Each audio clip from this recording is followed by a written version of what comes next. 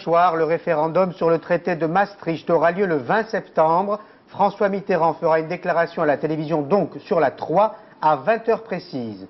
Les chauffeurs routiers persistent, ils bloquent toujours de nombreuses routes et autoroutes. Nous vous proposerons un tour de France des bouchons dans ce journal. Massacre dans une usine de Besançon, un homme armé d'un fusil a surgi, tué 6 personnes, blessé 5 autres, puis s'est donné la mort. Le corps du président algérien Mohamed Boudiaf a été inhumé cet après-midi près d'Alger. L'armée pourrait être tentée d'exercer le pouvoir. Enfin, Forget-McEnroe en direct de Wimbledon cet après-midi sur la 3, en direct tout à l'heure, si le match reprend. Voilà les titres du journal qui sera ponctué ce soir à 20 h par l'intervention du chef de l'État. François Mitterrand proposera aux Français de voter le 20 septembre prochain pour ou contre l'Union européenne. L'énoncé de la question précise n'est pas encore connu, mais il suffira d'écouter le président de la République pour comprendre que ce référendum 92 ressemblera davantage à celui de 72 qu'à celui de 69. Jean-Baptiste Prédali. Recette référendum façon 5e République. Prenez l'article 11 de la Constitution, un président de la République, des électeurs, entre une question et surtout un enjeu. Là, les méthodes divergent. Méthode de Gaulle, le référendum comme plébiscite, 4 fois en 10 années de présidence, la dernière fois en avril 69, le oui ou le départ, ce sera le non, puis la démission. Autre méthode, dépassionnée. Georges Pompidou en 72 sur l'élargissement de la communauté européenne à la Grande-Bretagne, l'Irlande, au Danemark et à la Norvège. Problème, ces référendums sans engagement présidentiel fort ne font pas recette. 40% d'abstention en 72, 63% en 88 sur la Nouvelle-Calédonie, mais ce fut surtout l'affaire du gouvernement.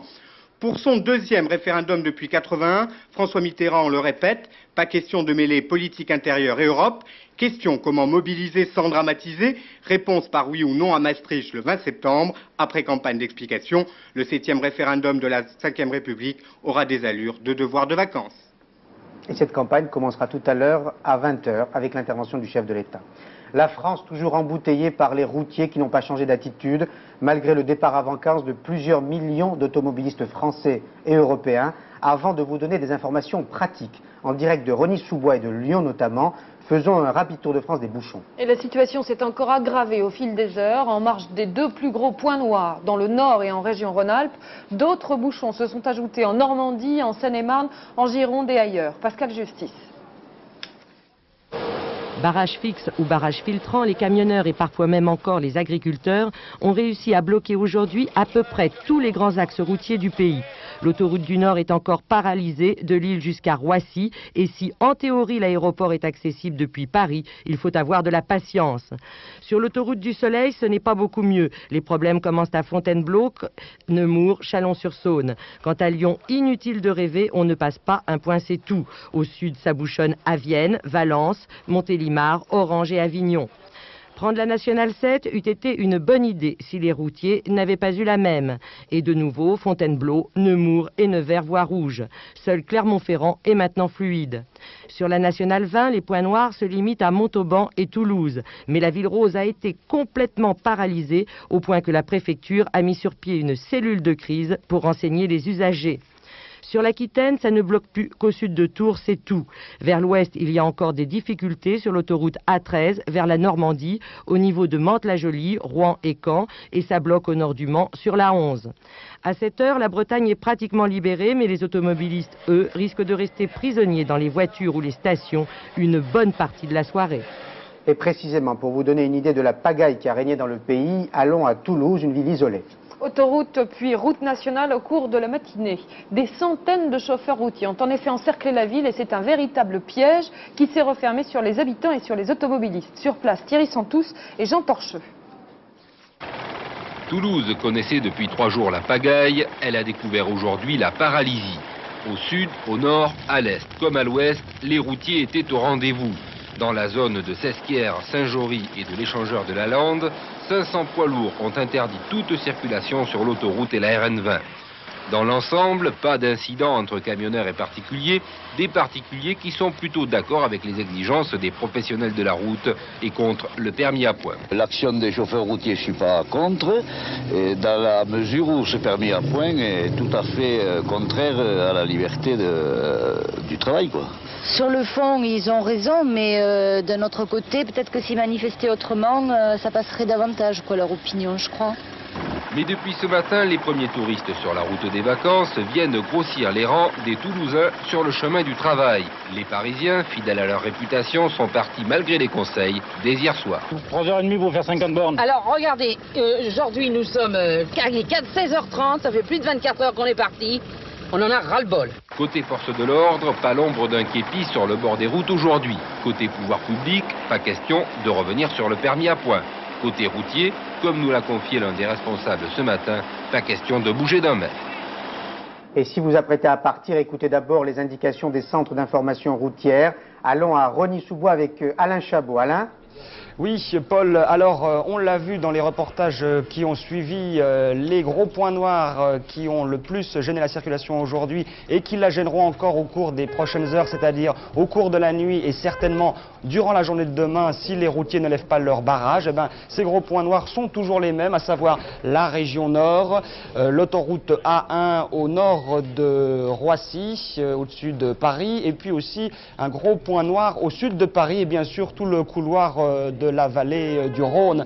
Alors les conseils à donner, c'est en direction des vacanciers qui veulent partir en Espagne par exemple, c'est de plutôt emprunter toute la façade atlantique qui, à part quelques points, quelques difficultés à Caen par exemple, ou entre Tours et Poitiers sur l'autoroute A10, eh ben, en général on roule plutôt bien. Et alors ceux qui veulent à tout prix aller dans le sud-est, parce qu'il faut bien aller où on veut aller, eh bien ceux-là peuvent passer par exemple pour éviter Lyon par les Alpes ou encore par le Massif central. C'est par exemple des itinéraires de délestage qu'on peut emprunter si l'on est coincé. Alors en général il faut mieux prendre les routes nationales. Avant de partir, il vaut mieux aussi taper le 3615 code route au singulier pour avoir les dernières informations. Il faut se munir d'une carte. Il ne faut pas oublier de faire le plein en essence car certaines stations-service commencent déjà à manquer d'approvisionnement d'essence. C'est le cas, m'a-t-on signalé ici, autour de Lyon. Voilà les informations et les conseils pratiques que l'on peut donner. Et puis il faut rester à l'écoute des radios et des télévisions et de FR3 en particulier, Paul. Vous avez cité très souvent Lyon, c'est une très bonne raison pour y aller avec Gérard et Mika. Gérard ? Oui, Paul. Écoutez, ici en Rhône-Alpes, circuler ce soir relève véritablement du cauchemar, car les barrages affectent ici l'ensemble du réseau routier et autoroutier. Traduction concrète de cette situation, la vallée du Rhône, on ne circule plus ce soir entre Lyon et Orange, car les 3 voies d'accès dans cette vallée, l'autoroute A7, la nationale 7, la nationale 86 sont bloquées, notamment autour de Valence. Impossibilité également de circuler entre Chambéry et Grenoble, là c'est l'A41 qui est bloquée dans les deux sens, et situation identique entre Saint-Étienne et Lyon, on ne circule plus dans la vallée du Gier. Là, c'est l'autoroute A47 qui est bloquée par les camions. Enfin, on signale en ce moment une opération escargot dans l'Ain, entre Ambérieux et Bourg-en-Bresse. Alors, inutile de vous dire qu'ici, au cœur de Lyon, on conseille fortement aux automobilistes de différer leur départ s'ils ont un long trajet à faire, bien sûr, sur cet axe nord-sud. Merci Gérard. Vous connaissez les raisons de la colère des routiers. Ils refusent le permis à points qui constitue une menace pour leur propre travail. Le gouvernement reste cependant ferme. Il ne revient pas sur sa décision, mais il propose des aménagements. La seule modification apportée aujourd'hui concerne les patrons d'entreprises de transport. Ils seront considérés comme responsables à la place d'un chauffeur dans le cas où il leur est obligé à enfreindre la loi, par exemple à aller trop vite pour une livraison urgente. Explication de Claire Sébastien. Paralysie, blocus, entrave à la liberté de circuler. Depuis 3 jours, les routiers occupent les points névralgiques du réseau autoroutier français. Ils réclament une adaptation du nouveau permis à points pour leur profession. À ce blocus, le gouvernement répond concertation mais fermeté. Non pour un permis à points à 2 vitesses, oui à des aménagements. Nous avons pris un certain nombre de mesures qui étaient déjà en préparation depuis longtemps. Un décret qui vient de sortir, qui rend responsable en cas d'infraction, non seulement celui qui la commet, mais celui qui donne l'ordre. La corresponsabilité du donneur d'ordre et l'installation d'une commission de suivi suffiront-ils à apaiser la colère des routiers? C'est peu probable. Sur le terrain, les syndicats ont perdu le contrôle du mouvement. La Fédération nationale des transporteurs routiers s'est d'ailleurs désolidarisée du blocus. Les chefs d'entreprise n'ont donné aucune consigne. C'est un mouvement spontané des chauffeurs. Le gouvernement n'a pas compris en temps utile, il lui reste quelques heures pour régler le problème. Nous avons le temps, nous avons encore à manger dans des camions. Nous resterons le temps qu'il faudra, même après la fête des vacances, quand ça nous bloqueront l'aller et le retour. Les chauffeurs savent que leur mouvement est impopulaire. Mais effrayés par la nouvelle réglementation, ils continuent à exiger la suppression du tachygraphe, cette boîte noire du routier qui permet de vérifier la vitesse du véhicule. Ce soir, la situation est toujours dans l'impasse. Et justement, si les routiers refusent toute concertation ou n'assouplissent pas leur attitude, le gouvernement choisira la fermeté. C'est l'avertissement lancé tout à l'heure par Paul Quilles, le ministre de l'Intérieur.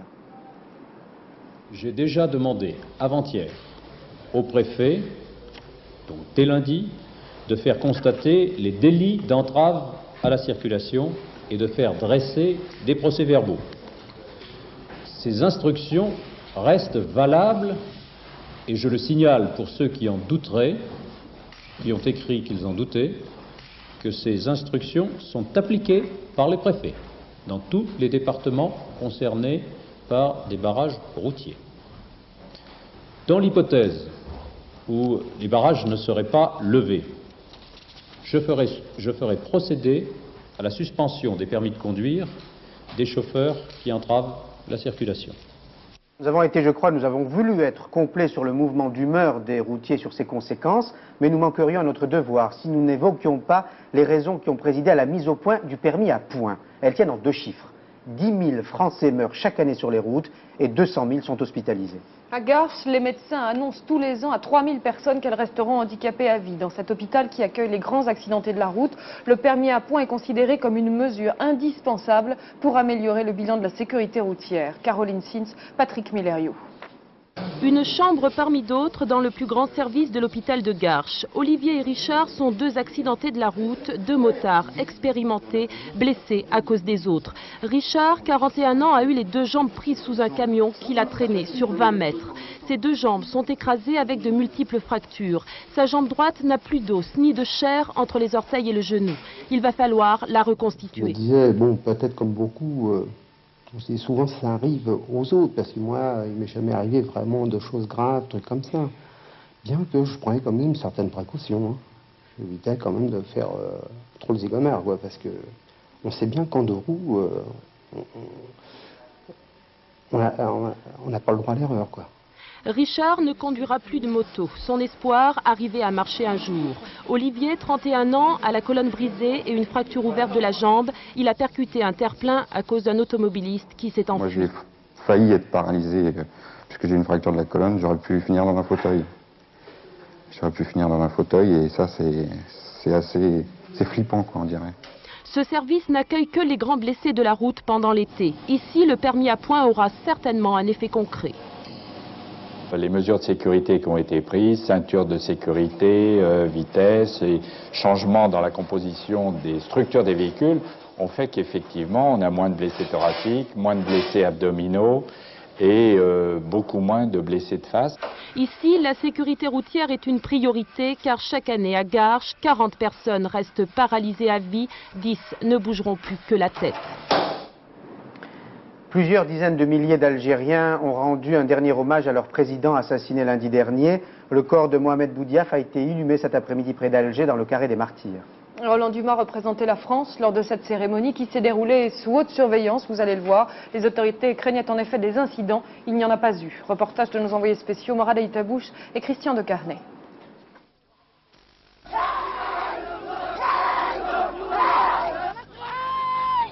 Les premiers cris, les premières larmes à l'entrée du palais présidentiel. Des milliers d'Algériens attendent ici depuis des heures. À l'intérieur, la famille, les proches, les officiels se recueillent dans la dignité. Ces funérailles ont lieu sous haute surveillance. Le dispositif militaire et policier est impressionnant. Les autorités craignent des actes terroristes. La population aussi, visiblement. Beaucoup ont préféré regarder les obsèques en direct à la télévision nationale. Ceux qui ont fait le déplacement réclament justice. Il faut qu'il y ait une justice qui dénonce la papa. On veut le voir. Il ne nous cache pas la vérité. Il y en a un. Nos enfants sont dans les rues. Hein? C'est trop. Partout les slogans fusent. Avec notre âme et notre sang, nous te vengerons, crie-t-elle. Le cortège va traverser toute la ville, toutes les rues, portant des noms symboles de l'indépendance algérienne. Sur le parcours, des dizaines de femmes et d'hommes vont se trouver mal. Ils n'ont pas arrêté de crier leur douleur. La dépouille du président Boudiaf est dirigée maintenant vers le carré des Martyrs, dans le cimetière El Alia. Il va reposer aux côtés des autres grandes figures de la révolution algérienne. Pour lui rendre un dernier hommage, une minute de silence est observée dans tout le pays. Une page est tournée, la journée s'est passée dans le calme et maintenant, il faut penser à l'avenir. Il n'y aura pas de guerre civile, c'est un peuple uni. Boudiaf est mort, certes, mais nous on est là. Les jeunes sont là, les Algériens sont là. Il y a des gens qui sont là, qui veulent semer la pagaille dans ce pays. Ce ne sont pas des Algériens, malheureusement. Aujourd'hui, une partie de l'Algérie regrette le président Boudiaf, regrette ce qu'il représentait. Un héros de la libération nationale, un homme qui a toujours lutté pour la liberté et la démocratie. Avant sa mort, le président Boudiaf avait entamé un dernier combat, celui de la réconciliation nationale. Vous l'avez observé, les Algériens s'interrogent sur leur propre avenir. Que deviendra leur pays après la mort de Mohamed Boudiaf? Une rumeur grandit en guise de réponse. L'armée pourrait être tentée d'exercer le pouvoir. La presse algérienne a en effet été unanime ce matin. Le général Khaled Neza, membre du Haut Comité d'État et surtout ministre de la Défense, apparaît maintenant comme le successeur le plus probable. Son rôle n'avait cessé de grandir ces derniers mois. Francine Raymond. Le général Khaled Neza, aux côtés du président Boudiaf au sein du Haut Comité d'État. Aujourd'hui, tous les regards se tournent vers cet homme de 57 ans, nommé chef d'état-major de l'armée algérienne en 88. Un homme clé dans ce pays où l'armée, depuis l'indépendance, est la véritable détentrice du pouvoir. Sous son impulsion, cette armée nationale populaire algérienne, vieille garde de soldats militants, anciens maquisards de la guerre de libération, a cédé le pas à une nouvelle génération d'officiers moins politiques, plus professionnels. Après les émeutes de 88, tenues pour responsables des massacres dans la population civile, les militaires choisissent de rentrer dans leurs casernes. Mais en juin 91, lorsque le Front islamique du salut lance ses troupes dans les rues d'Alger, l'armée vole au secours d'un pouvoir défaillant et impose un nouveau Premier ministre, Ahmed Ghazali. Seul homme capable aux yeux des militaires de remettre sur pied l'économie algérienne. Le général Nézar toujours derrière le putsch à froid qui prive le fils de son triomphe électoral en décembre dernier. Le président Chadli s'en va, les militaires appellent Mohamed Boudiaf. Aujourd'hui, le président Boudiaf n'est plus, c'est au sein du Haut Comité d'État que son successeur devrait être choisi. Si vous nous rejoignez maintenant, je vous rappelle que le chef de l'État français, François Mitterrand, s'adressera aux Français à la télévision, c'est-à-dire sur la 3 à 20h précises, et parlera du référendum sur l'Europe, dont la date a été fixée, ce sera le 20 septembre. Je vous le disais au début du journal, un drame inouï s'est produit dans une usine de Besançon. Un homme a surgi dans les ateliers et bureaux et s'est livré à un véritable massacre. Il a tué 6 personnes et en a blessé 5 autres avec un fusil d'assaut. Il avait 25 ans et il avait été licencié il y a 2 mois de cette même entreprise. Il s'est ensuite donné la mort. Pierre Fadenreich.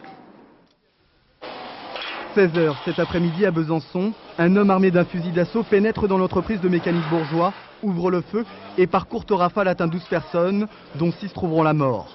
Immédiatement après la fusillade, le tireur dont l'identité n'a pas été révélée retournera son arme contre lui pour se donner la mort. Il est rentré dans les ateliers et il a commencé avec une mitrailleuse à tirer dans toutes les directions. Il visait quelqu'un en particulier? Il a visé surtout, non pas quelqu'un en particulier. Vous parliez des cadres, il y a des chefs d'atelier qui sont tombés. Il y a un directeur malheureusement qui est tombé et puis d'autres malheureux ouvriers qui sont tombés aussi.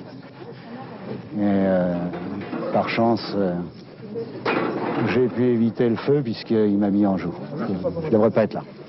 Le meurtrier, qui était entré dans l'usine accompagné d'un otage, avait été licencié il y a 2 mois. Un événement plutôt rare dans la vie judiciaire s'est produit à Montpellier. Le procès d'Yves Dandonneau, accusé d'assassinat devant la cour d'assises de l'Hérault, a été renvoyé à la prochaine session à la suite d'une polémique entre la défense et le président. C'est dans une interview accordée hier à un journal local que le président de la cour d'assises n'aurait pas respecté l'impartialité due à sa fonction. Voilà pourquoi la cour a pris cette décision. À Montpellier pour la 3, Albert Ripamonti et Christophe Hérault. 16h30, les acteurs quittent le prétoire, le procès Dandonneau s'interrompt prématurément. À vrai dire, on s'en doutait depuis le matin à la lecture de la presse locale et de ces 3 lignes stupéfiantes dans la bouche d'un président de cour d'assises. Je cite, « Dandonneau a choisi le pire dans une machination diabolique, la justice humaine va passer par là. » Certes, le président Gers n'avait plus siégé depuis 4 ans et visiblement, il a perdu la main. Mais de là à commettre une telle faute, tenu à la neutralité, garant de la présomption d'innocence, il a, aux yeux de la défense, manifesté son opinion quant à la culpabilité de l'accusé, ce qui est bien sûr contraire au devoir de sa charge. la mort dans l'âme, mais constatant que son impartialité est mise en cause, le président Gers renvoie l'affaire. Pour Yves Dandonneau, direction la maison d'arrêt, il a manqué son premier rendez-vous avec ses juges. Yves Dandonneau comparaîtra à nouveau fin septembre, début octobre, toujours devant la cour d'assises de l'Hérault, mais sous la direction de notre président. Forger McEnroe, c'était cet après-midi en direct de Wimbledon sur la 3. Ce sera en direct tout à l'heure si le match reprend. 6-2 pour McEnroe dans le premier set, égalité 5 partout dans le second avant la pluie. Pour le moment, le Français semble en difficulté. Alain Dorgans. La pluie, les Anglais ont pris l'habitude de faire avec. Lorsqu'elle s'abat avec force, ils déploient des trésors d'ingéniosité pour la faire écouler rapidement. Bref, cette ambiance parapluie a perturbé le match McEnroe-Forger, un match auquel l'Américain a imprimé un rythme élevé, notamment dans son exercice favori, la volée. John McEnroe, toujours aussi agile et explosif au filet, va remporter aisément ce premier set 6-2.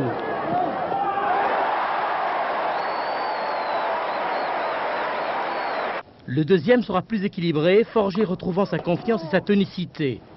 Alors que les deux joueurs étaient à égalité 5 jeux partout, la pluie est venue jouer les troubles faits. Voilà, et Michel Drey est en direct à Wimbledon. Si le match reprend tout à l'heure, peu après 20h, eh bien la 3 a décidé de le diffuser après évidemment la déclaration que le chef de l'État doit faire à 20h très précisément. Elle portera sur le référendum sur le traité de Maastricht qui aura lieu le 20 septembre. Avant d'en parler dans un instant avec Arlette Chabot, les pronostics? Les pronostics, si vous voulez, les pronostics pour le tiercé.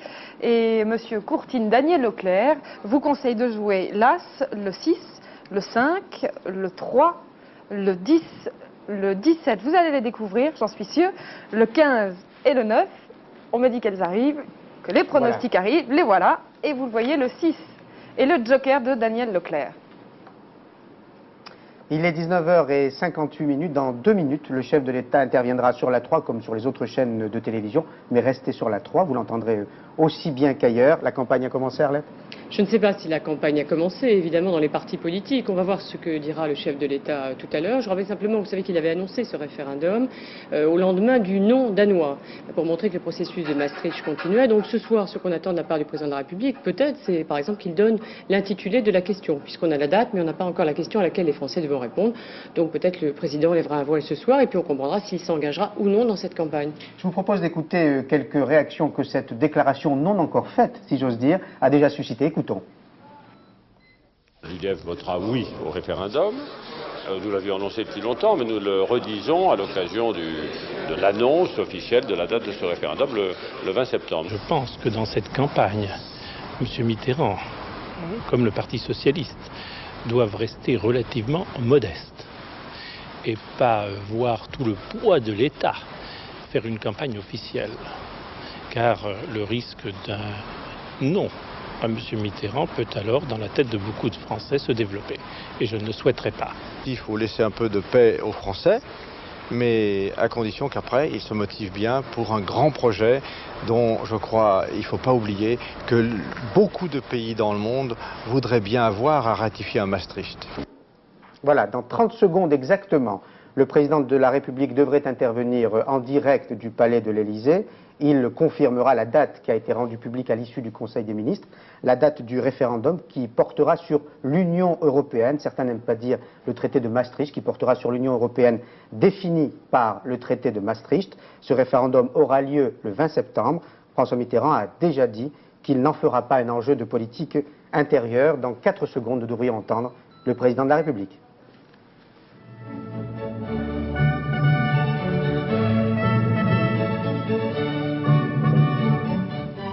Mes chers compatriotes, j'ai signé ce matin le décret qui soumet à vos suffrages le traité d'Union européenne ou traité de Maastricht. Et j'ai fixé au 20 septembre prochain la date de ce référendum. Pourquoi un référendum? J'aurais pu me contenter de l'approbation du Parlement, où il existe, cela vient d'être démontré, une forte majorité favorable au traité.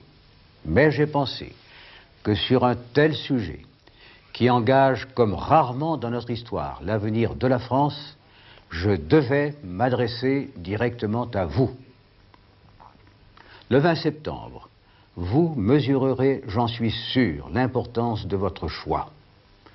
En disant oui à la question très simple, dégagée de tout esprit partisan qui vous sera posée, vous déciderez de mener à bien la construction européenne commencée au lendemain de la Deuxième Guerre mondiale, il y a plus de 40 ans, et poursuivie depuis lors, chacun à sa manière, par tous ceux qui ont eu la charge du pays. Mais si vous votez non, vous refuserez à l'Europe le moyen de se faire. Vous connaissez ma propre conviction. L'Union européenne représente, à mes yeux, un immense projet, l'un des plus ambitieux que nous ayons connus. Elle réunit de grandes, de vieilles nations qui se sont longtemps combattues jusqu'au jour où elles ont compris qu'elles sacrifiaient en vain leurs enfants et donc leur espoir. Elle rend toute guerre impossible entre ceux qui la constituent. Comment ne pas songer à cela au moment où se réveillent à l'est de l'Europe tant de rivalités sanglantes, de haines ancestrales. D'un côté, l'Europe qui s'unit, de l'autre, celle qui se déchire dans d'atroces convulsions. On comprend pourquoi, partout sur notre continent, il n'est pas de peuple qui ne rêve de nous rejoindre et d'appartenir le plus tôt possible à notre communauté. Mais il est d'autres raisons qui nous invitent à préférer l'Europe au repli sur soi. Je ne les énumérerai pas ce soir. Près de 3 mois vont s'écouler pendant lesquels vous pourrez réfléchir, débattre et choisir où tous les arguments vous seront exposés. Laissons maintenant la démocratie s'exprimer. Je remarquerai seulement qu'une Europe unie, comme vous le propose le traité que je vous demande d'adopter, sera seule en mesure, avec une monnaie, une banque centrale et un marché unique, de faire front devant la puissance économique que représentent des pays extérieurs à notre continent, comme les États-Unis d'Amérique et le Japon. De plus, se développera, avec le temps, dans tous les peuples de la communauté, le sentiment d'être citoyens de l'Europe, comme ils sont déjà citoyens de leur propre patrie. Bien entendu, rien ne sera acquis pour autant. Il faudra continuer de lutter pour plus de justice et de prospérité, comme dans toute société humaine. Lors du référendum du 20 septembre, il n'y aura pas un camp vainqueur face à un camp vaincu. Il n'y aura pas de bons et de mauvais Français, mais simplement des femmes et des hommes libres, maîtres de leur destin. Vive la République, vive la France.